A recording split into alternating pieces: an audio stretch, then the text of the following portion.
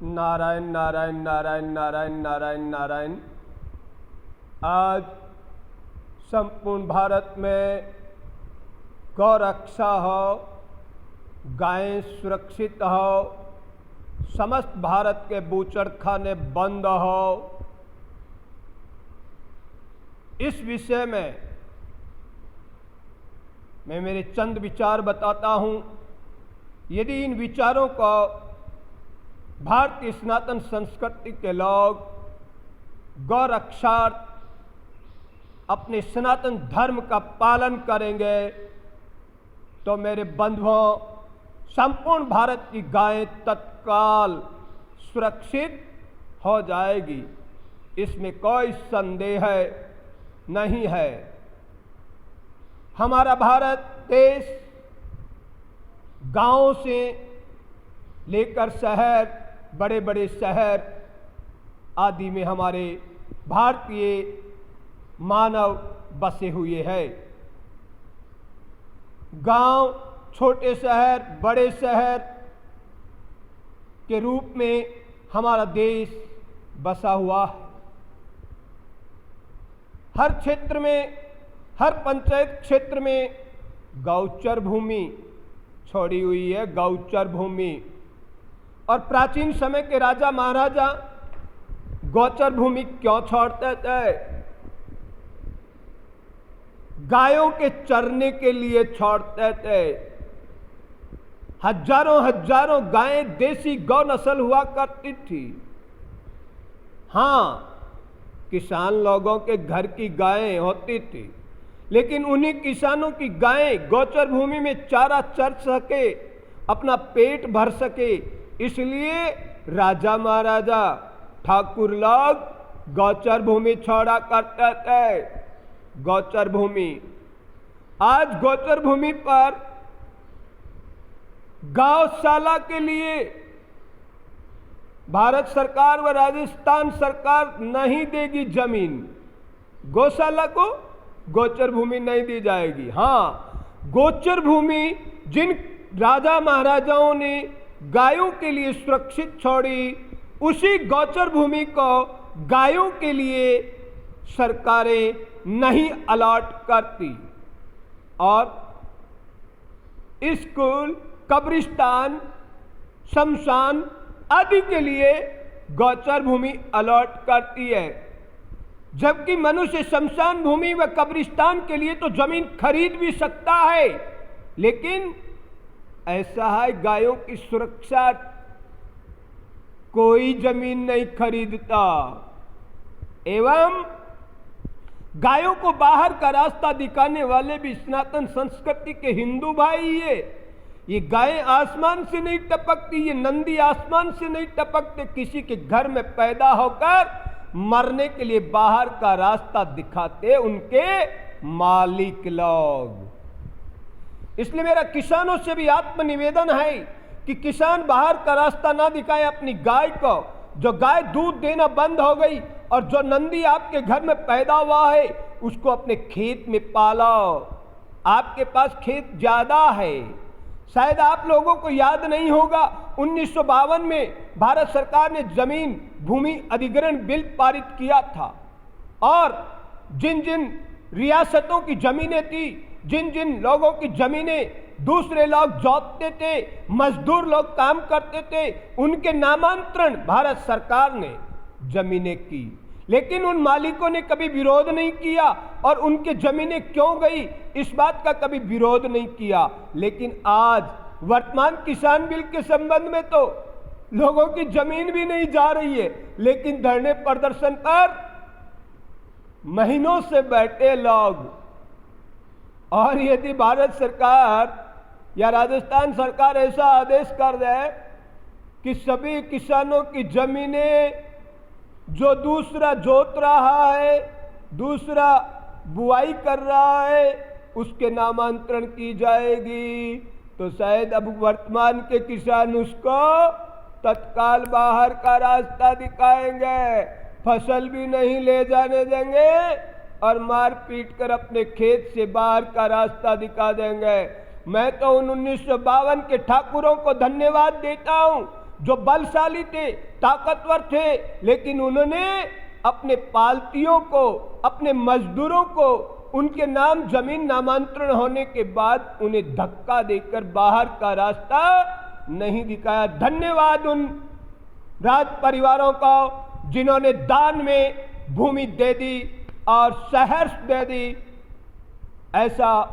और उन्हीं लोगों के द्वारा छोड़ी हुई गोचर भूमि है। आज हर पंचायत में गोचर भूमि सैकड़ों बीघा लगभग होती है, इससे भी ज्यादा है बहुत सी जगह।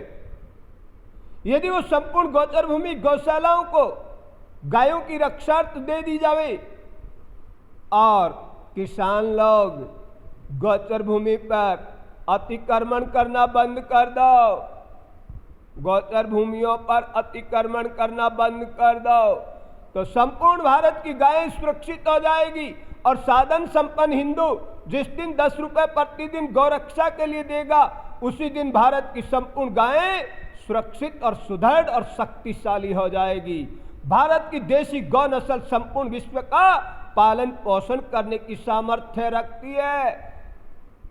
पालन पोषण ही नहीं, रोग मुक्त करने की सामर्थ्य हमारी देशी गौ माता रखती है।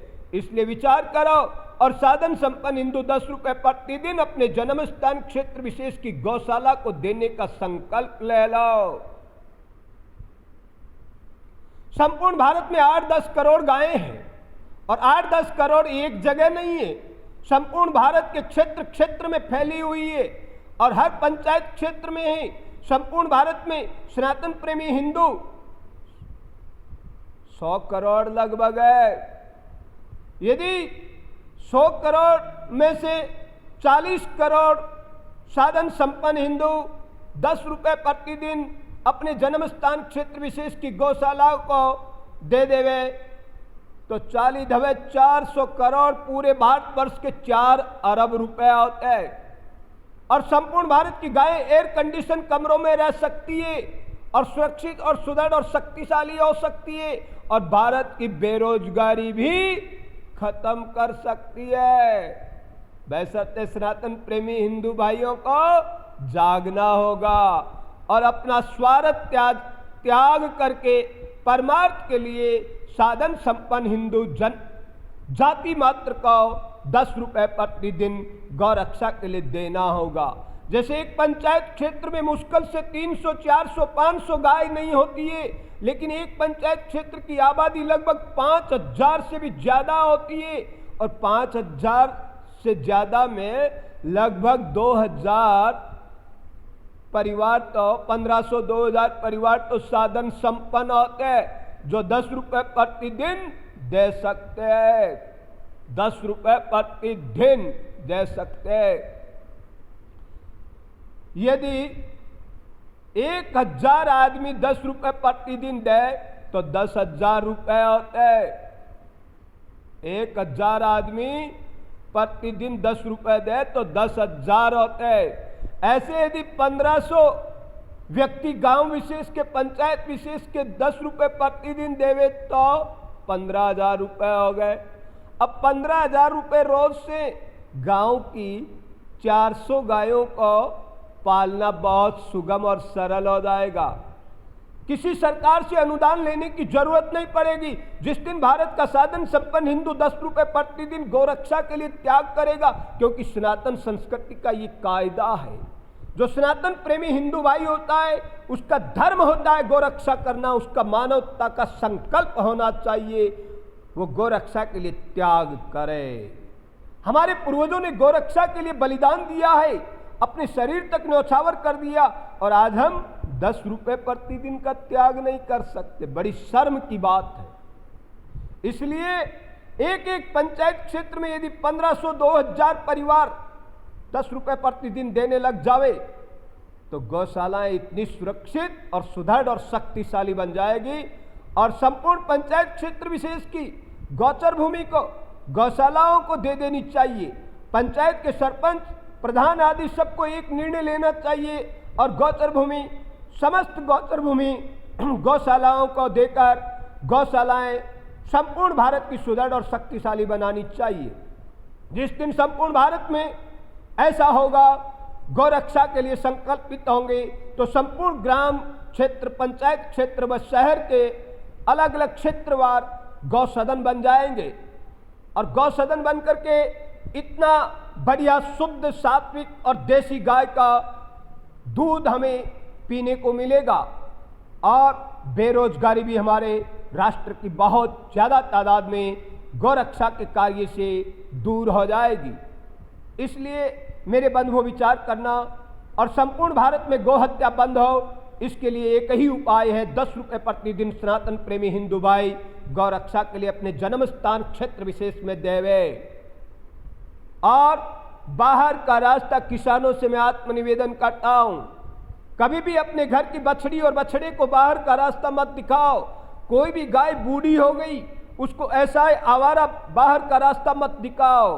हाँ, यदि गोचर भूमि सुरक्षित है, 10 रुपये प्रतिदिन सभी सनातन प्रेमी हिंदू भाई दे रहे हैं, तो आपके घर की गाय को गौ सदन में दाखिल कर दो, आपके घर के बछड़े और बछड़ी को गौ सदन में दाखिल कर दो। लेकिन गौ सदन में गाय पूर्णतः सुरक्षित होनी चाहिए। ऐसा है, बीमार गायों की भी अपने घर में बूढ़े माँ बाप की जैसी सेवा करते हैं, उससे भी ज़्यादा बढ़िया गाय की सेवा होनी चाहिए, क्योंकि गाय को माँ हम ही लोग कहते हैं, हमारी सनातन संस्कृति के लोग ही कहते हैं। इसलिए गौ माता के लिए संकल्पित हो जाओ और संपूर्ण ग्रामवासी पंचायत स्तर तक निर्णय लेकर संपूर्ण राष्ट्र के नागरिक 10 रुपये प्रतिदिन साधन संपन्न देना शुरू कर दो। इसी में जीव मात्र का कल्याण है, गौ रक्षा का संकल्प पूरा है। जय जय सीताराम, नारायण हरि।